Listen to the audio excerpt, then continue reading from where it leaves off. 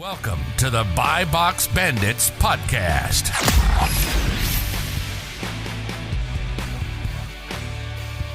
What's up, everyone? Welcome back to the Buy Box Bandits podcast. Today we have another awesome episode. My man Philip Bowers here, who has an interesting model, kind of combines RA, OA, private label as well, which we're excited to dive into. He's one of the better follows meme-wise on Amazon, Instagram. So you guys better follow him, Filled by Amazon on that. But we're excited to, talk into some of the stuff he's up to, getting the numbers, tactics. I like some of the goal setting you do as well and all that. So thanks for joining us.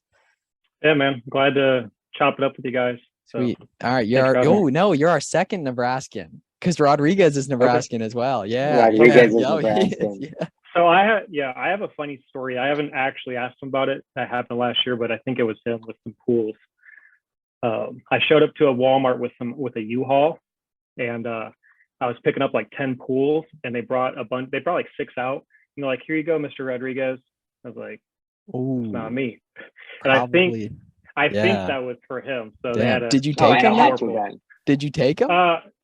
Yeah, because they had a bunch of them. So I was like, well, let me go in the store and figure it out. So anyone would.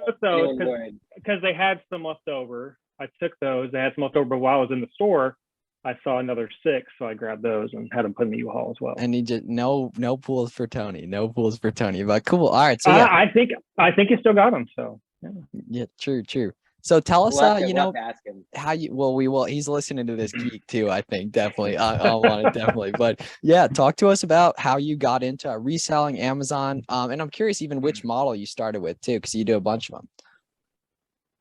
Yep. Yeah. So I started in February 2020 on Amazon, and it was one of those things I should have got into earlier, because I had been looking at it for probably 6 months. And for me, I was looking at ways of eliminating our household debt. So we had some student loans, which if I waited a few years, I would have been in a perfect situation now. But just those car payments. So I was just looking for some things. The Amazon model came across, and I actually started out with books. So started out with the books model, because that seemed to me just to be the lowest barrier of entry and kind of what I had been looking at, just the easiest to follow. So I started in books, and started in February 2020. So March 2020, selling books made it a little bit more difficult because a lot of things were shut down. Yeah. But I persevered through that, and I did books the entire year pretty much until December. That's when I started getting ungated. I got ungated in grocery first, and so I started doing more RA up until this past February, where I started doing actual OA. I'd never really done OA before, but April of 2021, I launched a private label product. That was kind of another transition I made, as well as getting into the Walmart marketplace last year. And so kind of do a lot of different things. For me, just seeing, which model works and what I like. And the nice thing for me is that I feel like I always have wells to dip into, products to look at and different ways to look at things. So one thing, and just to kind of get us going here, one thing you kind of just grazed over was, he said, I started a private label product, which is like a big deal. It's a massive deal. It's successful too. Yeah, we got to talk about all that. Yeah. You just kind of casually, nonchalantly just mentioned it. So how did that get going? What sort of category did you operate, or do you operate in? And how did that all come to fruition? Yeah. So like I said, I started with books, and, a lot of the content that I was consuming was primarily around book selling, and probably just the algorithm of what I was looking at. But I also saw private label content, and that intrigued me. And so I did a lot of research on my own of, what constitutes a good private label product. And it took me probably, I'll caveat it with this. The way that I do private label product research is I do it all manually. I don't use Helium 10. I use Jungle Scout a little bit, but I found that I was getting a lot of the same niches and categories that were oversaturated. So it took me probably around 6 months to land on my first product, and we launched it. The method that I use is successful. We've done it twice now, and we were able to rank to the top of page 1 with both products within a month of launching. And so private label is a pretty big beast. And then, when you tie that in with like PPC and ad spend, it can make it somewhat complex. And a lot of people can be a little bit scared, and you hear a lot of horror stories of, people losing a lot of money. Our first product we launched all in with about $5,000, but 1,500 of it was photography and copywriting.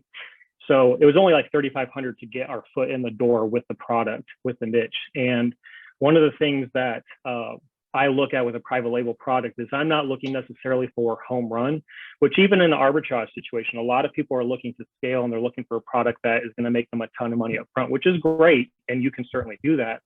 But I like the low hanging fruit. And so with private label, what we look for is we look for a product that we can sell at least 3 times a day. And so if we can make roughly 90 to 100 sales in a month, we consider that just getting on base. And in our model, we want to get a lot of those singles stacked up, and some of those will turn out eventually to be home runs. I mean, our first product, we were anticipating it to only do around 90 to 100 sales a month, and we are between 400 and 500 pretty much since we launched. And that's different though. It's no seller amp estimated sales. That's your listing. Those are all your sales. It's a mindset shift on that. Yeah. Yeah. And we've noticed, not a knock against SellerAmp, but we've noticed that it estimates the sales much lower than what we agreed. Yeah. And the same thing with Keepa stock counts too, in like the offers count on Keepa. Yeah. So we've done well with it. Next year, because ultimately my goal is to my bad. Is to primarily do mostly private label. And so next year we're looking at launching five products under a brand, which we actually today filed a trademark for. So low hanging fruit is one of the top phrases that's mentioned on the ease of podcast, purchase. So ease of purchase. Ease of purchase too. Yeah, bro. Sure. Ease of purchase, definitely. So and who's we on the private label side? So I use we as in conjunction with my wife and I. Oh, that's what's up. Yeah. I feel yeah. Cool. Good. I was hoping it was. Yeah. So you own it all. Yep. Cool. Yep. Very good. And how did you find your photography team and to do the copywriting? Yeah, I was wondering that too. Or? Yeah. So with doing research, joining Facebook groups and some Discord, reaching out to people and DMs, we just got referrals and then just reached out to those. And, the nice thing is, like I said, for us, it's an upfront cost, which makes our first order per unit, the cost is a little bit higher, but going that route versus, using someone off of Fiverr or even trying to take pictures myself, I feel like it's a much more professional look and professional appearance. And so that we've used those same images and copyrights for over a year now in those two products that we have. And every time you sell a unit, that upfront cost goes down. Cheaper. Yeah, the gross margin. Yeah. And so are you altering a current product? Are you bringing something new to the market? What's your strategy with that? So what we're doing is we're doing a hybrid.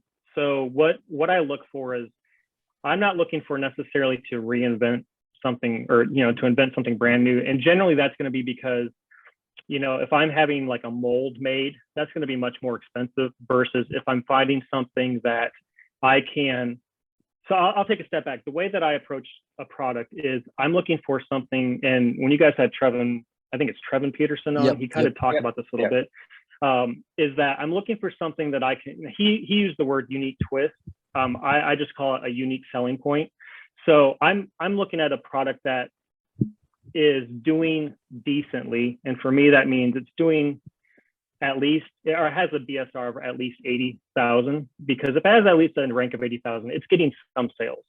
And so I start to research, what are the reviews saying? What are customers either complaining about or saying that they like? What are things that are frequently bought together? Can I make a bundle? If it's something that is only available in black, are people saying, man, I wish it had been blue, or can I offer it in blue? Is there another offering? So we're looking for something that makes it unique, but there's also a need for that product in the marketplace. So one of our products, we actually made a bundle entirely. We took three things that, were all selling well by themselves, but no one was offering it together.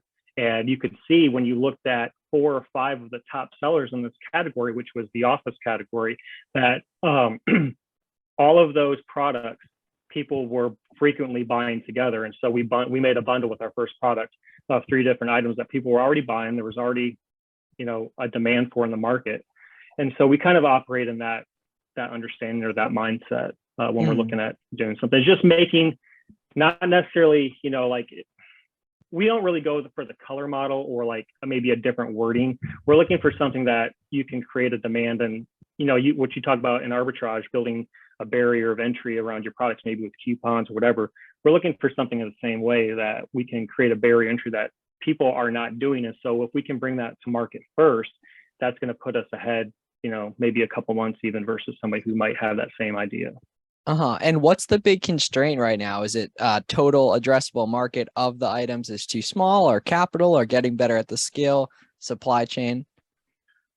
You mean of launching new products or growing the existing ones too? Like whichever is the goal overall. So the existing products really are probably capped out as far as the categories that they're, because they're very niche specific. And so like the one that we do, 400 or 500 units a month, like I think Q4 will get a bump in that because we did last year, but I think that's around the market cap for that because I don't think the demand is greater. Now, if we got into a category like baby, you can get products that, the sky's the limit. But we're also, again, we're operating under the assumption that we're only looking to get a single on base, and if it turns out to sell more than 100 units for us, then that could potentially be a home run. So is I'd love that. So is the idea that 3 years from now, I want to have 50 products that, because private label compounds, your reviews compound, the listing, getting traffic, is it like hopefully we have 50 products that each make 500 profit a month or 700 profit a month average each, stuff like that? Or would it be one flagship brand, like an entity? Yeah, so we're building a brand right now. And that's the other thing with private labels. A lot of people assume that to start out with, you have to build a brand. Well, you bring a product to market. You got to make money. You do what you do. Garrett and I were talking about that. You do whatever you can outside of committing federal crimes to get to 5 to 10 grand a month. Is my mic too loud? Still? No, it's better. Oh, good. Okay, it's so loud in my ears. I gotta change it. You do whatever you can outside of committing federal crimes to get to 5 to 10 grand a month profit to where you can live off it, right? Like you do whatever you can, in my opinion. Yeah. So once we have a product that is consistent in our sales, then we can start to look at building a brand and building a story around that, which now we're doing it. So we want to create a stable of products. I would be happy with 25 products that make $1,000 a month, because that's about what we're averaging now on our 2 products. But that's the long-term goal. And ultimately I would like to do that to live off the products, to go back to Goodwills on the weekends, just to get books for fun, because I really like doing books. And actually that's interesting, because one thing I forgot to mention is, when I was looking at buying our first private label product, it was actually between either putting our money in that or getting into bulk books. And we backed out at the last second of getting into a bulk operation, which was a wise choice now. Yeah. If Danny did bulk books, like a week or like 6 weeks. Yeah. I think he has a pretty regrettable He loves experience. talking about it though.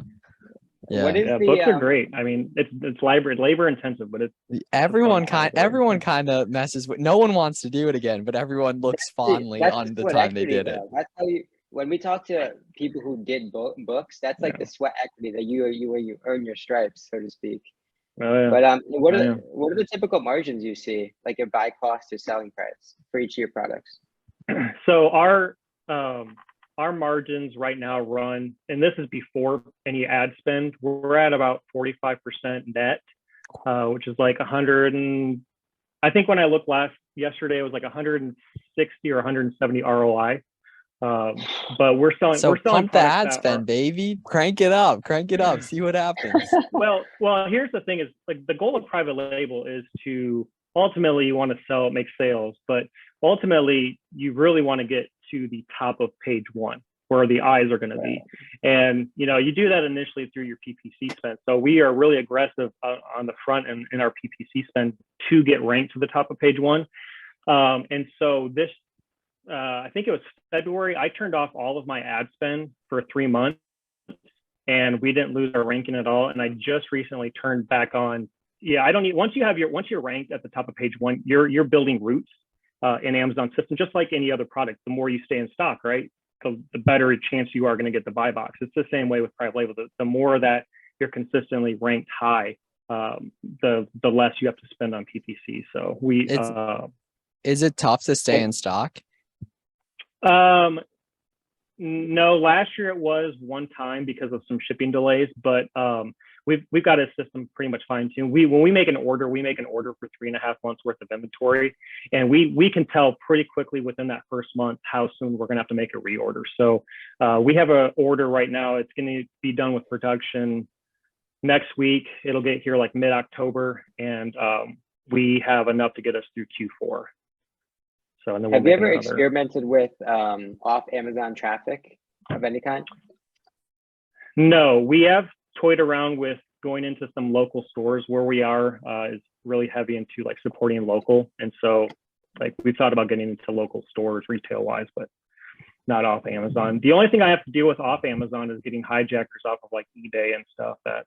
And the people in your DMs trying to sell you Amazon automation too. Yeah. So that was actually going to ask that. Do you deal with any like policing of your current listings, like people trying to hop on your listing? Really? And so how does that? What are they? Work? They're selling the Alibaba or like the raw version of it essentially. It's drop shipping, and the only time we've had issues is actually today, because today we filed a trademark for one of our brands, and doing our due diligence and looking into some of that stuff, I actually came across a drop shipper on eBay. So we reported them to eBay as far as, intellectual property violation. But on Amazon, the only other marketplace we ran into that is Canada, is drop shippers. And we just sent them a kindly worded message basically to get off the listing. And we haven't had much of a problem doing that. But getting trademarked, you get into brand registry, and you have a little bit more power with that. So by drop shipping, do you mean they're buying from you and shooting straight to the customer, or buying from your supplier and going straight? No, buying strictly from us, because it'll say in the Canadian marketplace, ships from the United States. But the thing is, and I didn't notice this for a while. I sell on Canada and Mexico. And so, I check those every once in a while, and I just checked my listing on Canada and saw that there was like 5 sellers of. Right, he's about to be IP complaint heads. Yeah. So like I said, one of our products we sell for around $20, and they were selling it Canadian, which I know there's a currency exchange, but they were selling it for like 45 Canadian. So that's 36 or some US, like I don't know, like 30, 38 or something like that, and everything. So okay, how does the current business break down? What's the split PL RAOA? Right both now, in sales and time allocation and like focus. Okay, that's a lot of questions. That is a lot of questions. Yeah. I'll try and break it down. So my current spread, as far as amount of sales, private label is about 10% of our sales. OA is probably close to 70, and the rest is RA. I didn't do any RA until this past February, and primarily for me is I didn't want to drive around anymore in cold weather.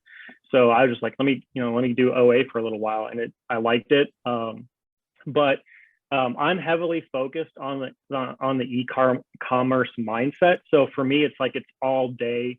I'm doing something, thinking about Amazon or selling things. So lately, when I've been doing RA, it's just because I want to get out of the house and do something besides go work out. So RA for me is almost like a hobby, and it's what I cut my teeth on.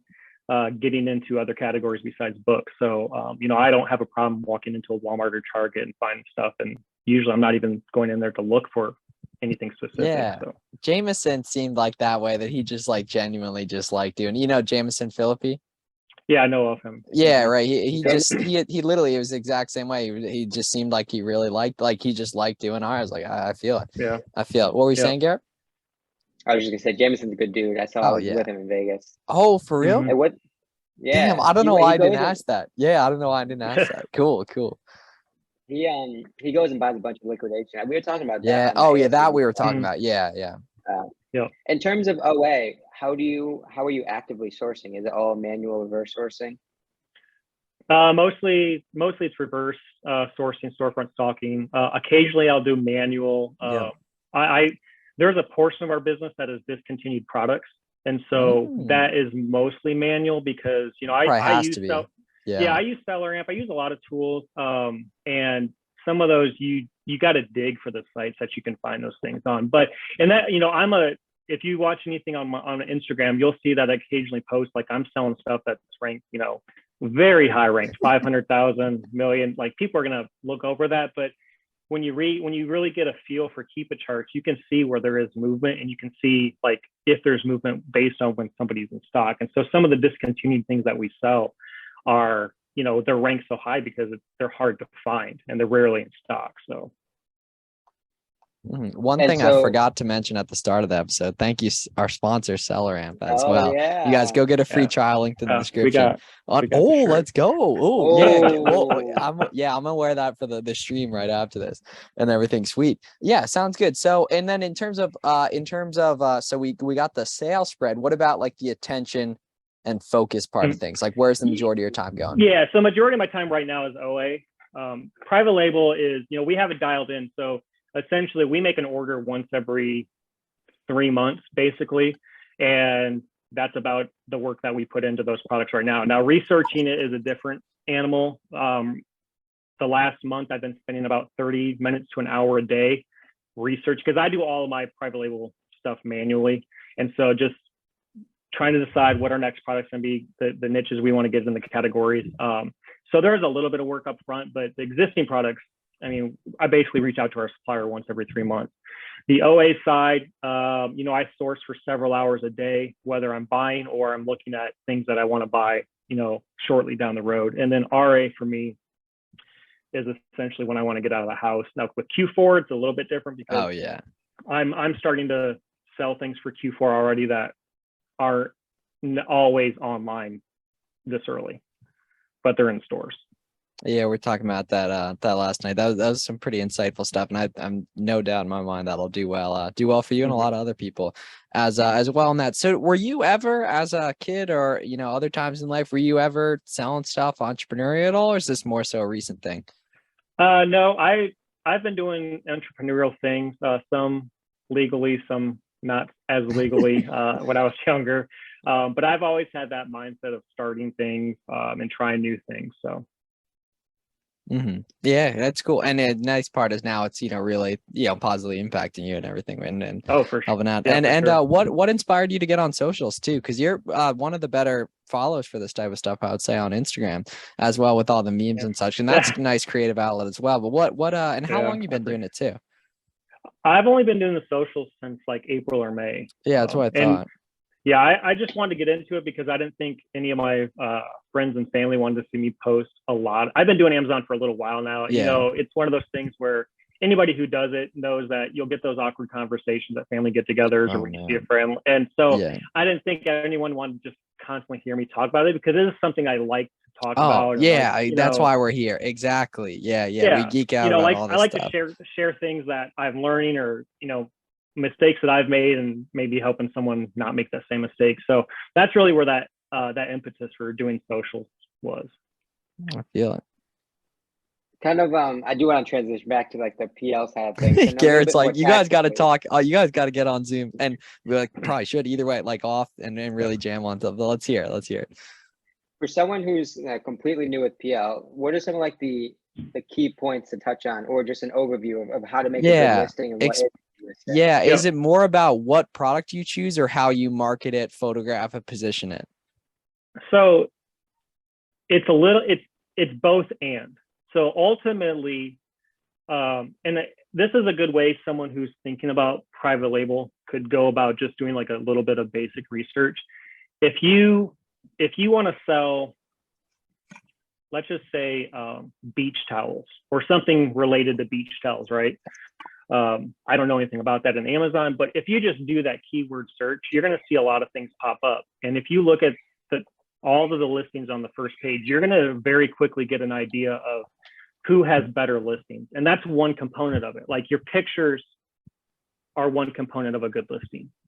Your bullet points are another component of a good listing, because you'll see this even in arbitrage products. You'll see a listing that has one picture versus another product of the same brand that someone created that might have 5 or 6. and you might see a listing that has bullet points. Let's just say like sweatpants. It'll say like black sweatpants, cotton or polyester, and then you'll see another listing of the same brand of maybe clothing that has 5 or 6 bullet points with a full description. So those two pieces play into a good listing, as well as how the big thing with your listing is how many keywords you can stuff into it. So a lot of times the products with a longer title that has a lot of their main keywords stuffed into the listing. But private label is one of those things that you can get into without necessarily going overseas for a supplier. For instance, I'll just throw this out there. Like if you were to type in the word ramen, right? Like ramen noodle soup, just type in the word ramen on Amazon. You'll see all the listings that come up. One of the top sellers under that keyword is somebody who has bundled, and actually their brand, it's called, I think, like By the Cup, which if they listen to this, sorry for maybe throwing some of your listeners out, right? But you'll see like a lot of their listings are all food products. They're grocery items that you could go to Walmart right now and buy, but they always add something else. And this is kind of what I was referring to earlier with like that unique selling point. So like with ramen, they have a listing that's ranked like sub 5,000 in grocery, but they add a pair of chopsticks to it. Yep. You could go to Condiment King.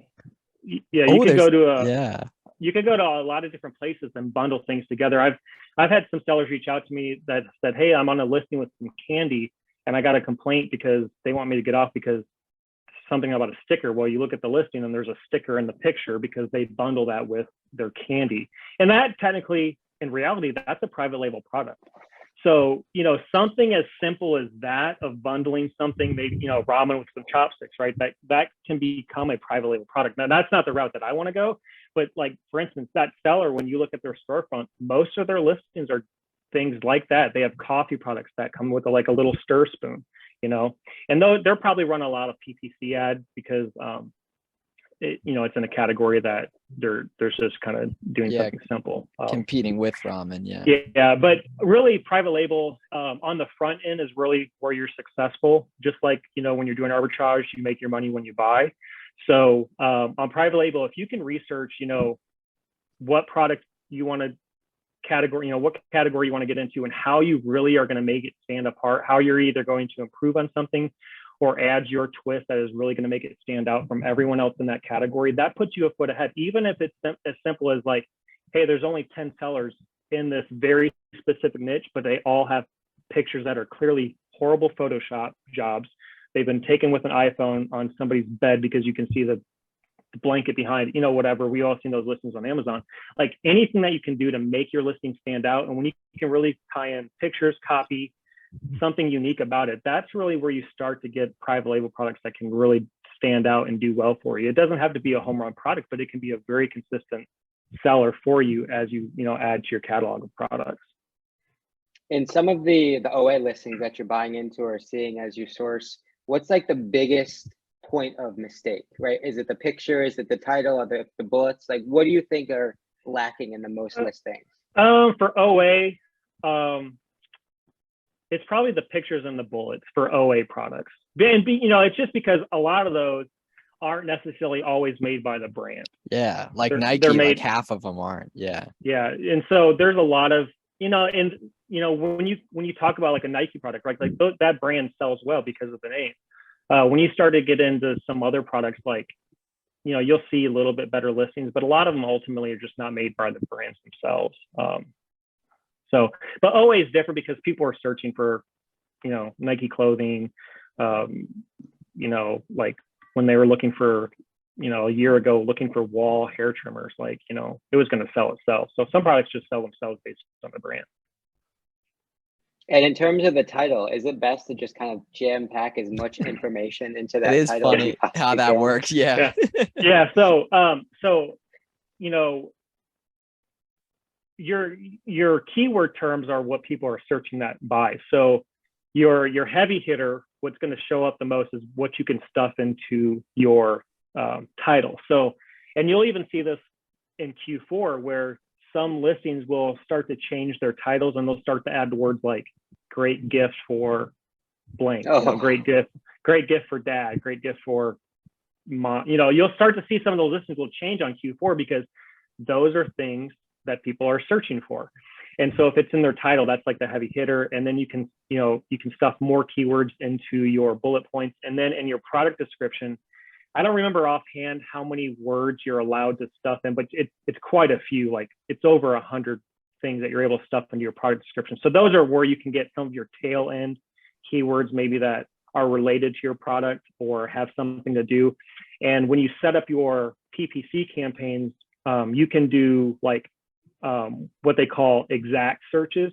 So if someone types in exactly, going back to beach towel, if they type in beach towel, that can be an exact phrase for one of your campaigns. But if they type in something like blue beach towel, maybe you don't have the word blue in your listing anywhere, but it's a broad enough phrase that your product can kind of catch them. It's a little bit more nuanced when you start talking about PPC, but that's where stuffing your product description, your bullet points, and your title with as many keywords as you can think of really come into play, because you never know what someone is going to search for. Like one of our products, we get a lot of orders by people typing in Spanish words. And so we have some of those keywords in our product description on the back end that it's not like, it's just a market, like people are searching for it in Spanish, but it's not marketed that way anywhere on the front end. That's pretty cool. And in terms of pictures, like, is there a sweet spot for how many pictures you're shooting to six in one video, right? I think it's like 6 in a video or something that. So your main image has to have a white background. That's kind of the basics. But after that, you want to get lifestyle photos, and then video helps. One of our products has video, one of them doesn't. And we haven't seen that. We haven't seen at least in these niches that the video converts any better than not having it. But it's just one of those things to add. The video is just Phil in the background, just holding it up. Yeah, dude, the product demo. Yeah, 100%. Yeah. On that. So what do you imagine a year from now the split is RAO APO in a perfect situation? So next year we want to launch 5 new PL products. And that's simply coming by, we have an outside investor that has seen us do well in the Amazon space that is interesting in basically investing in it. They're not looking to form a partnership. They're just looking to invest. And so based on that, we want to launch 5 more. But, I'll still be doing OA and probably some RA. It's like I said, it's fun to me. Our plan is not to build a PL brand to make an exit. It's just to keep doing it until, that might come on the radar at some point. If you keep it, it probably will. And that'll be nice to have the option, definitely. Yeah, it's possible. But, like I have friendships with people in the private label community, some of them who are, they've been offered tens of millions of dollars and they just like doing it. And, they have a catalog of over 100 products and they just like doing it. So I'm kind of of that same mindset. I mean, having 100 products, my mindset might be different if someone offered me tens of millions of dollars. But right now, I think so. It's nice to do, because that side of Amazon is really what can be a little bit more of what people think about when they think about passive income. Just because once there is a little bit of work, it's not day to day, like, maybe weekly, a very small amount. But essentially, now that we have these dialed in, like I said, most of the work is really doing the reorders. All the work was done on the front end of getting it set up right. And that's where people, I think, a lot of times fail, because they will just go to, like, I've seen ads like, hey, I found this product on Amazon and for $10, I can buy it on Alibaba. Oh, it's so disgusting. And oh my God. Yeah. You're just lying to people. Like they're just lying to people. Like, oh my God, that is so disgusting. Yeah. Yeah. That's not really how you want to do private label at all. So. Yeah. God. Yeah. And you won't make any money doing it that way either. Yeah. Do you have 2 separate accounts, one for your PL, one for OA? Oh, I don't know how we didn't ask that. Yeah. Yeah, we have a separate account. Oh, nice. I didn't think you did, but I don't know why I didn't think you did. Cool, good. Okay. We actually opened that not too long ago, and that's only because we have the intention of launching more products. So we really want to bring that brand under the same umbrella. So. Oh yeah, all one niche. No, different. One of them Okay. is one of our one product is in the like tools category, and the other Mhm. one's in the office category. So, but those are under the same brand. Okay, and that's I was getting Yeah. into that as well. Cool. Yeah. Absolutely. Yeah. All right, Filled by Amazon. Go follow him. We need a. Yeah. I don't know what the meme's gonna be. It's gonna be like I'm gonna be jumping off a plane, and then like Garrett's gonna be waiting there, and it's like when you go on Buy Box Fan, it's something like that. But seriously, go follow this man. Explain the goals on the whiteboard there, because you broke that down, and I still don't really understand it. Oh yeah, this. So, yeah. Yeah. So I am a huge. I'm motivated by pushing myself, setting goals. And I document all this stuff on spreadsheets, as far as my buys, so I can go back and replenish things. But just as a visual reminder, so this board behind me, and I started this last August when I really was wanting to scale a little bit more. And so every month I just set a goal of 5% more units than I did the month before. And so this month my goal was 3,000, like just a little over 3,000 units. And I track every shipment that either myself that I send out or my prep center, how many units, the potential profit from it. And I can track that all month long. I mean, I have this stuff, right? Like, and I have this stuff in inventory lab. But just a visual reminder for me to see like where I'm tracking, how much work I have to do, how much work have I not been doing. And so it's just a way for me to track and see where I am to getting my goals. And every month that I've done this since last August, I've actually exceeded those goals. Just by, again, just a constant reminder. I do the same thing with my replenishables. Is I set a goal of how many replenishables I want to make me a certain amount of profit, and I can track those. And I did that really well with RA, but transitioning to OA, it kind of reset the whole It's thing. tough, So yeah. Building a catalog. Yep. Again. Sweet. All right. Thank you, my man. Yeah. So everyone go follow Filled by Amazon. Follow him on that. You got anything else for the people? Oh, hold on. I couldn't. all right. Yeah, something was off there for a sec. You got anything else for the people? For me? Yeah. I mean, any beginner tips, right? Besides follow you Yeah. on Instagram, of course. Yeah, that'd be very kind. Going into Q4 right now, I would say start looking for things that are going to sell Halloween, Thanksgiving. There's a lot of things right now that you can jump on the curve early and get ahead of the time. Get checked into Amazon and start selling before other people. That's a big tip going into this Q4 for a lot of people. All right. Sounds good. Cool. Sounds good. So go follow Philip on Instagram. Get a free trial of Seller Amp at the link in the description. Sub to the Buy Box Bandits. Put in the comments, Garrett needs to get a haircut. Have a great day, everyone. We'll see you guys in the next one.